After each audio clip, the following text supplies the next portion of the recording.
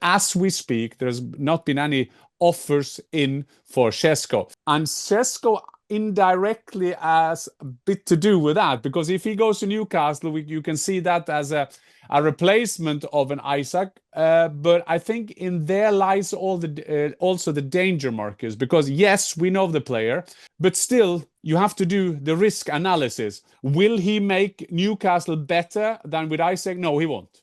That we know. Will he do Manchester United better? That's another question. And the risk analysis at Manchester United at the moment is: will they go for an Ollie Watkins that has a proven record in the Premier League, or will they go again for a raw kind of potential?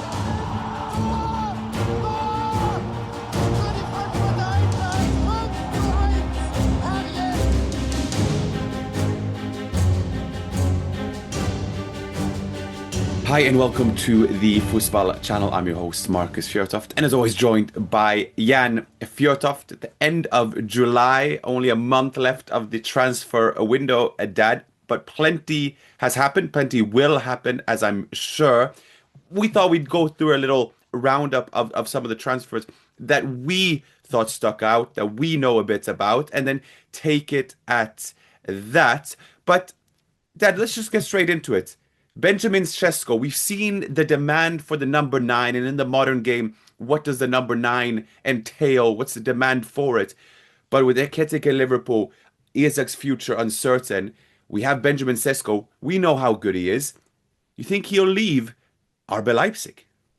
It's interesting that Šeško is playing for a team that put a lot of resources into football. It's the Red Bull company, and they're not playing in Europe this season. So I mean, so you can feel that they have to sell. On the other hand, they can use this as a big challenge to get closer to the Champions League and the Eintracht of the world, the Dortmund of the world, Leverkusen and Bayern Munich, of course. Šeško is one of those raw talents. I would call him raw talents, although he's been around for a while. He's been a bit compared with Erling Haaland. I guess that's more the profile of him.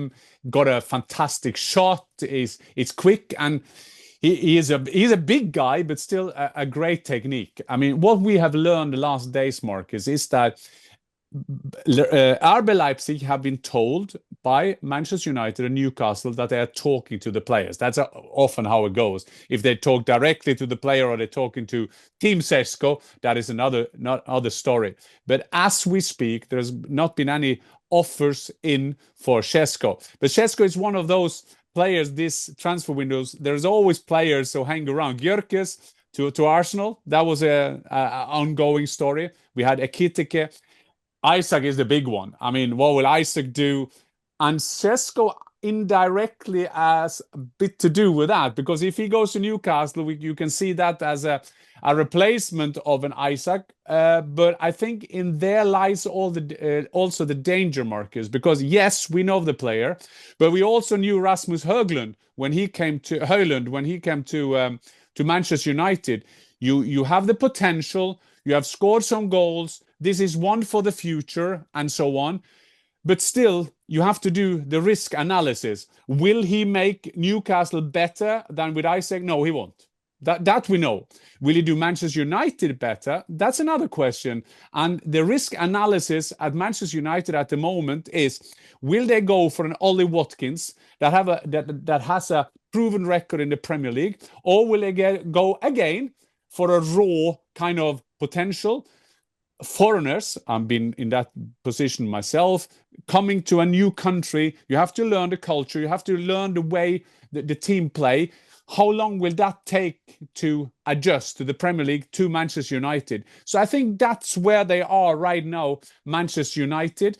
And there's also a possibility, to end where I started, that he would stay at Leipzig to be a part of the kind of recovery of RB Leipzig that people saw as the main contender together with Dortmund back in the days. And I say back in the days, we're talking 3 years back, to Bayern Munich.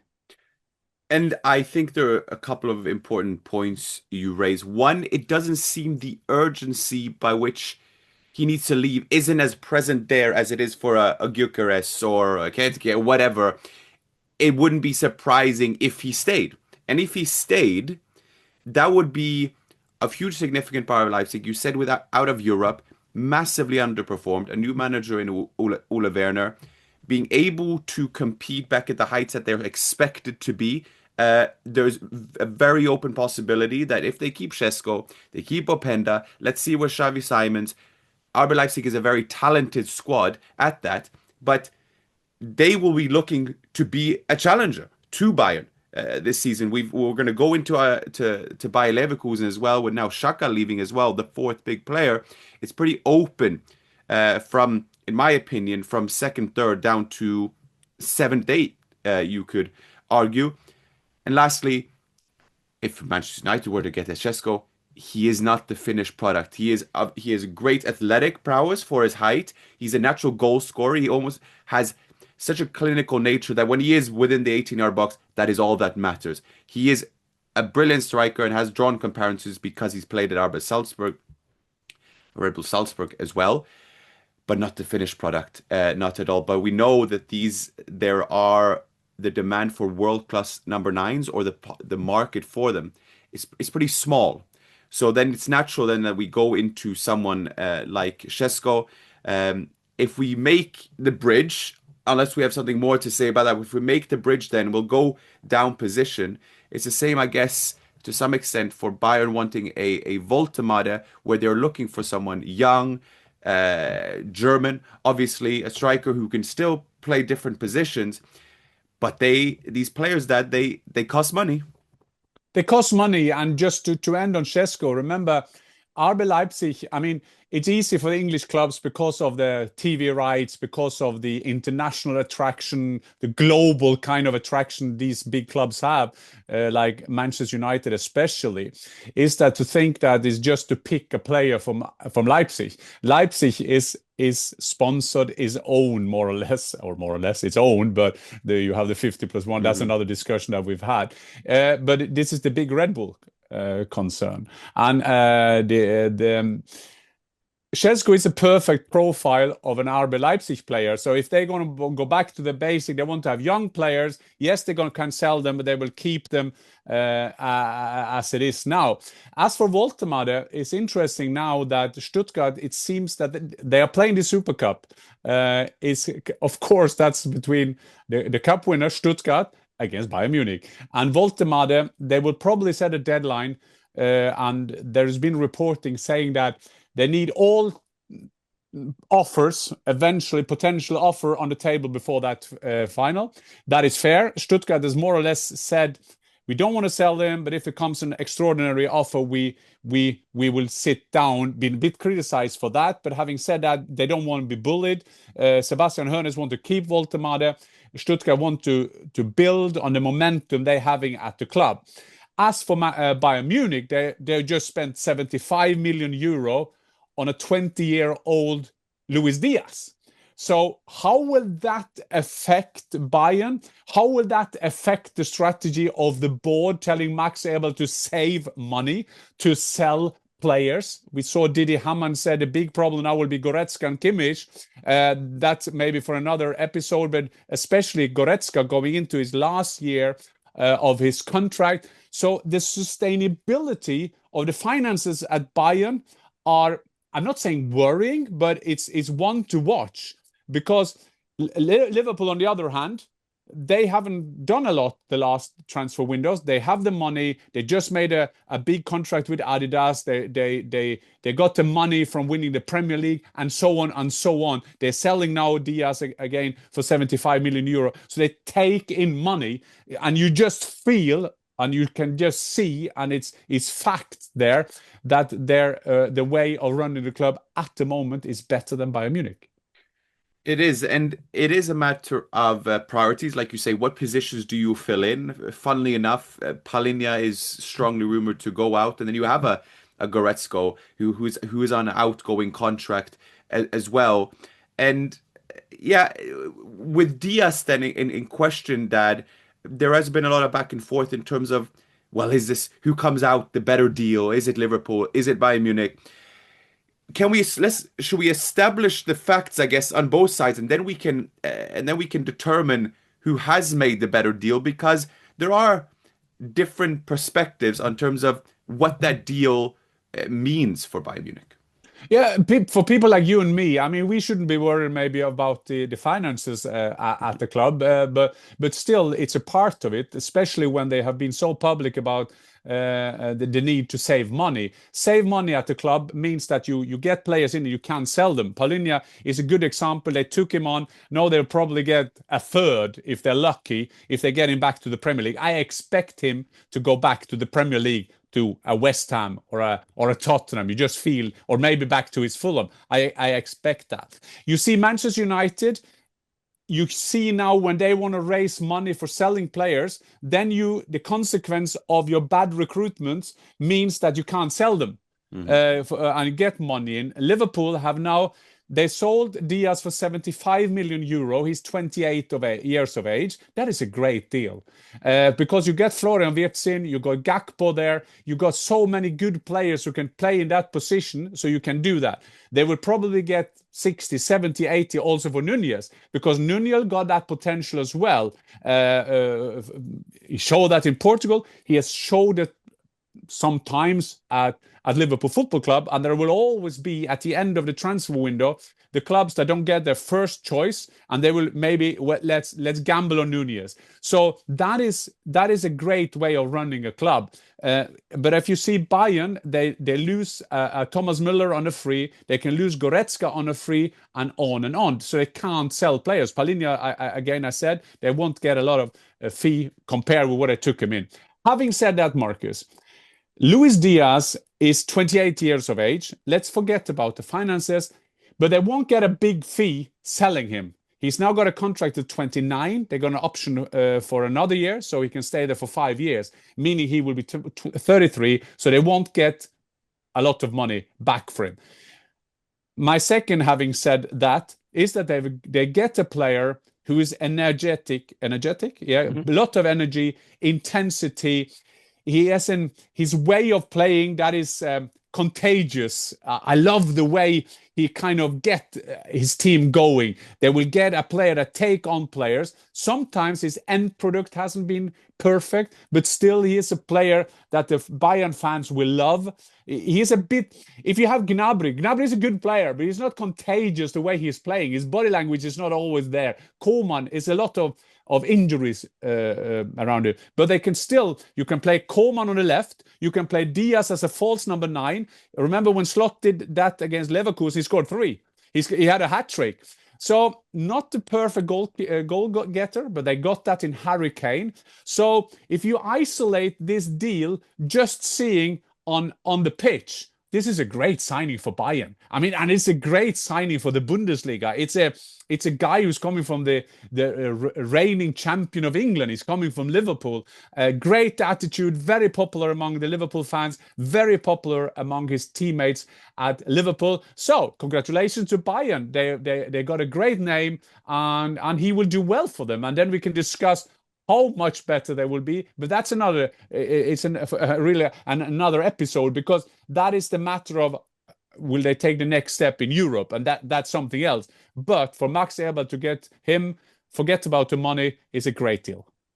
It is a great deal, and listen, this is the market that we are in, right? Where if we were to discuss these numbers a few years back in terms of Luis Díaz, for all his proven pedigree from one of the best clubs in the world, has proven himself on the greatest stage, it is still a very high fee. But then we have to maybe accept that the market is set as such. It's the same with Woltemade, and we can discuss if that is an inflated fee, and it might very well be that still asking for 55, 60 million euros for Nick Woltemade after, if we're going to be pretty, I think I'm pretty objective, but one good season. One season in which we have to not forget that he was left out of the Champions League squad for Stuttgart. He has an incredible growth trajectory in terms of his overall development, and whether that is worth it.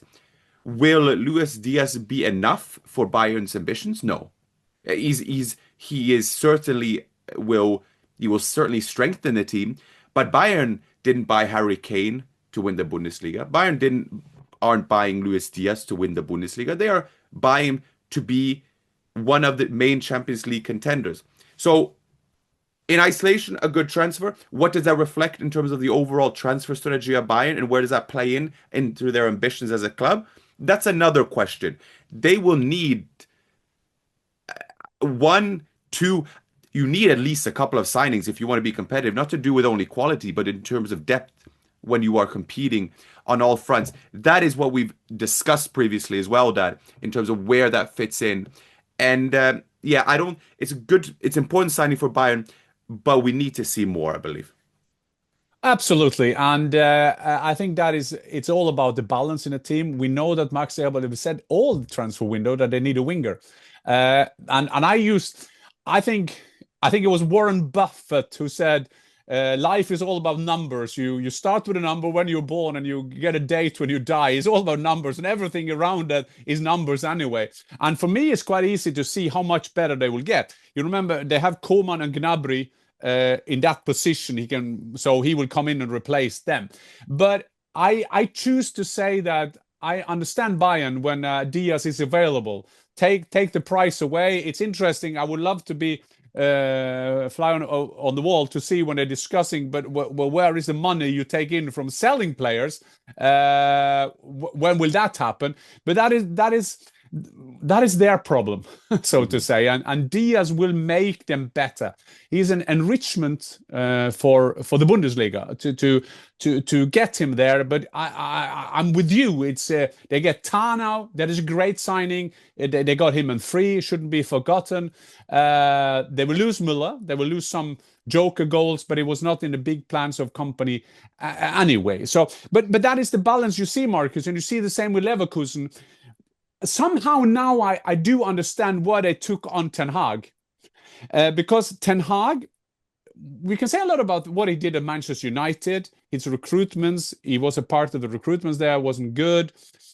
He had a good record at Ajax. That's why he attracted Manchester United to take him. He also won some cup. But I do now understand why they need that kind of personality, why they didn't take Fabregas, why they didn't take Raúl, because it's a club in a transition. I think that is the right word. And you started it with your friend that you had a great interview with Xhaka back in the days. That was your breakthrough, Marcus, when you had a sit down with him. And Xhaka to Sunderland.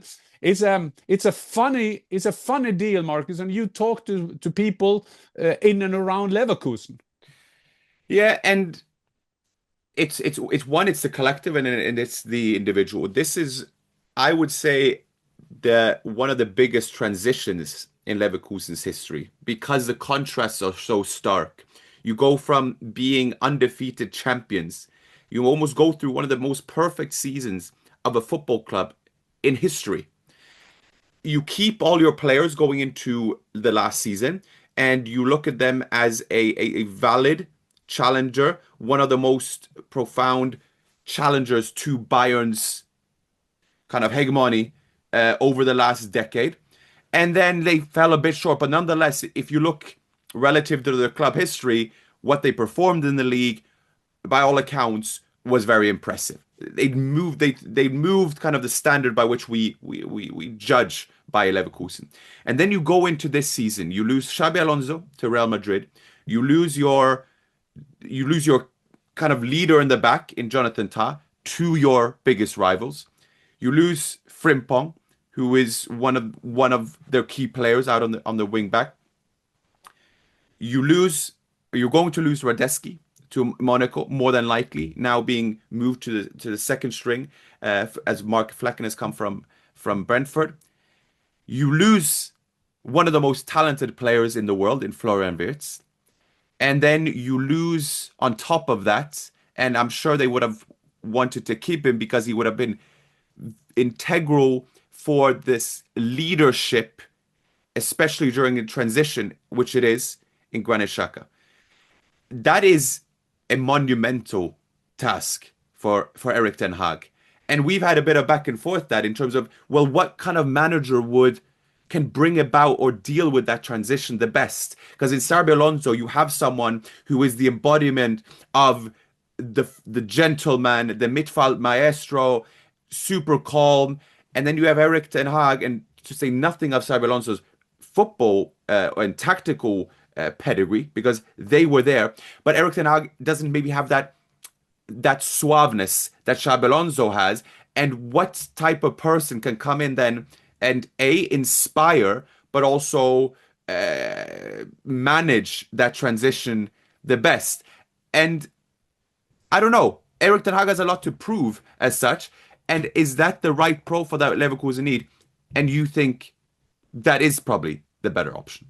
Well, I do understand why Caro and Simon Rolfes have got him in, because this is going to be a difficult season for Leverkusen. I think these are one of the big question mark of the season. Where will they go? They have a great organization, we know that, but now they will be compared with a champions winning team. They will be compared about the good old days, like good old days 2 years ago. Yeah. And same as Bayern, they will always be compared with the big wins, and they've had a lot of big wins, and that's Bayern. But imagine Leverkusen now. So it's interesting to see how they do this. Big question mark. I have a problem to know where I'm going to put them. I'm 100% sure they will be top 5, top 6, but I'm not sure that where I will go. We'll have our pre-episode on the Bundesliga, and we have to put our money where our mouth is to put up our table. But Frankfurt, will they take the next step? Will Leipzig bounce back? What about Dortmund, Kovac? Now we got him for a whole season. He comes with the Club World Cup experience. He goes into a new season. Lost players, of course, in Gittens and so on. Bayern, they will always be favorite. They always will. So it's interesting to see which way Leverkusen will be, because Erik Ten Hag, yes, and when I forgot that as well now, and I forgot always to mention it. He got a background from German football. He was at Bayern, did the reserves when Pep Guardiola was there. And as a Dutch coach, he will know the culture of German football. That is a plus for him. But he is also that kind of manager that the German press will be very impatient about. So you need a Leverkusen to go there from the start. And as you were saying, with a new goalkeeper, he'll be okay. But you had a new goalkeeper, Nota, Florian Wirtz, Frimpong, Xhaka, and so on.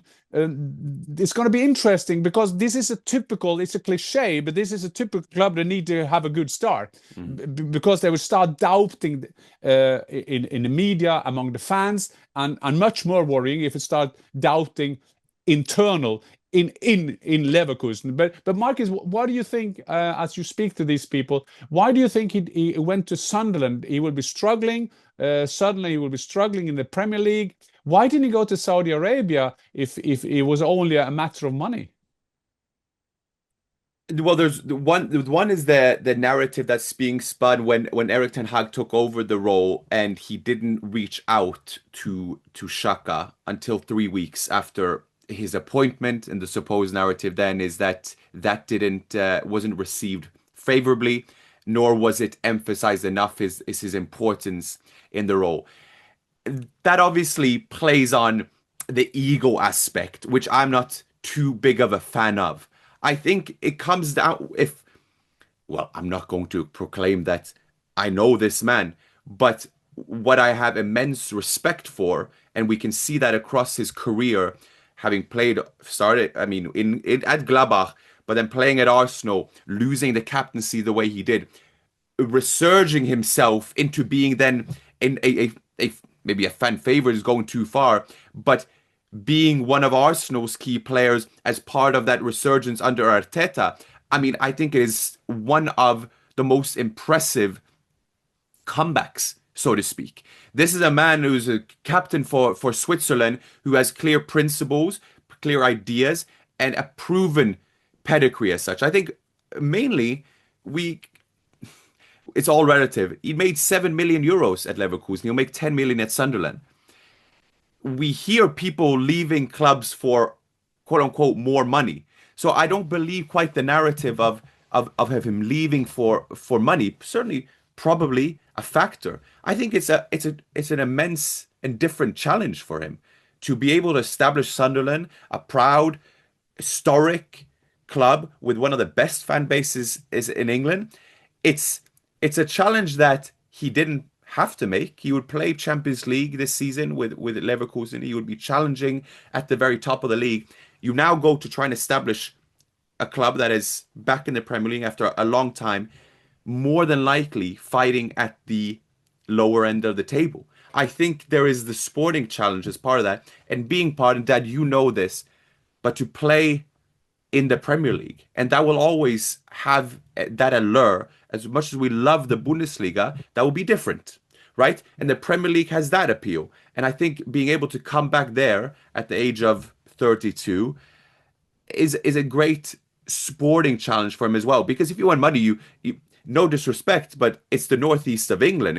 We're not talking about this kind of fairy tale landscape either. So that's my kind of wider analysis of it. I'll be curious. Watch out now! You lived in Northeast. I mean, when I was yeah, I do. So I can say it. I actually have some credibility in this matter. I love the Northeast, by the way, but it's different than Saudi Arabia. Let's put it that way. I know what you're saying. I know this is not going to one of the big cities, and you maybe do that. I think that is a testament to Xhaka, that he want to take on another challenge, and it's all a matter of timing as well, Marcus. You started with the Ten Hag Xhaka relationship. He was the general of Alonso on the pitch, and maybe he didn't feel that he will keep that position, and also his legacy is enormous. He's leaving Leverkusen now. He was maybe the key player,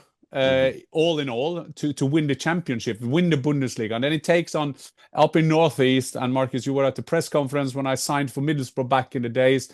It's a very passionate part of England, as you know. It's Newcastle, Sunderland, Middlesbrough, nearly in the same kind of region. So I look very, very much forward to work with Xhaka again. And before, Marcus, if you wanna, I will talk about Thomas Müller, because your mate, you played with a striker at Duke University. You play with Brian White, that we both love. Is your friend, but I'm a fan of his because you follow your former teammates, and he's done fantastic for Vancouver Whitecaps. He was at the All-Star game now. Good to see. He scored. He's involved with the national team. Got a good chance. I would say good chance to be at the World Cup next season if he keeps on working hard on his game. You're going over there, Marcus, and visit him soon. And at the same time, when you go to the training pitch, you can have a look at Thomas Müller. He's going to Vancouver Whitecaps. What a signing! He's still in football. It's just a great signing. Yeah, the Bayern link is obviously, we had, that's where Alphonso Davies came up. We know that Cincinnati had the discovery rights, and we will not be discussing the intricacies of the MLS transfer system, because they are such that somehow Cincinnati had the rights to Thomas Müller, and they had to negotiate. But he ends up going to Vancouver Whitecaps. It's a team that has improved drastically over the last few seasons. Were rather underwhelming of an MLS team for quite a few seasons, and now over the last, you'd say 3-4 seasons, been able to make the playoffs. They have now a Danish manager as well. They are second in the Western Conference, so he's going to a team that is above LAFC, for reference, even though LAFC, as we know with following our interview with Steve Shirondolo, that they have been one of the best performing teams. But he's going to Whitecaps. They have a German CEO, and Axel Schuster, who was at Schalke as well. Whether that has had some bearing, we don't know. But he will go to a good team. He will be playing on the Astro there in the BC Arena, which will be an interesting one as well. But what an enrichment for the MLS. And yes, I am looking forward to watching Thomas Müller play, hopefully, fingers crossed, in a month's time in Canada. I would never thought that Thomas Müller and Whitey would be linking up. But such is football. It's such is following your dreams. Absolutely, Marcus, and we look forward to that. We are glad that Thomas Müller will stay in football, because he is a character. We need characters in football, and for you, mate, Brian Whitey. This will be, and we talked about enrichment. I've learned that word today to use that. So it's going to be great to see him, and we have to follow them even more closely. But it will also make talking about the interview we made with Steve, the LAFC coach, the Los Angeles coach. Now Mr. Hannover going back to Germany to learn, to educate, and I'm sure that we will see him in a German club soon. I got that feeling, absolutely. Absolutely, and if you have missed it, that is our latest episode. You can catch that on all audio platforms and on YouTube. But that concludes our little transfer roundup, and then we will be back, of course, as the transfer window progresses. Auf Wiedersehen. Auf Wiedersehen.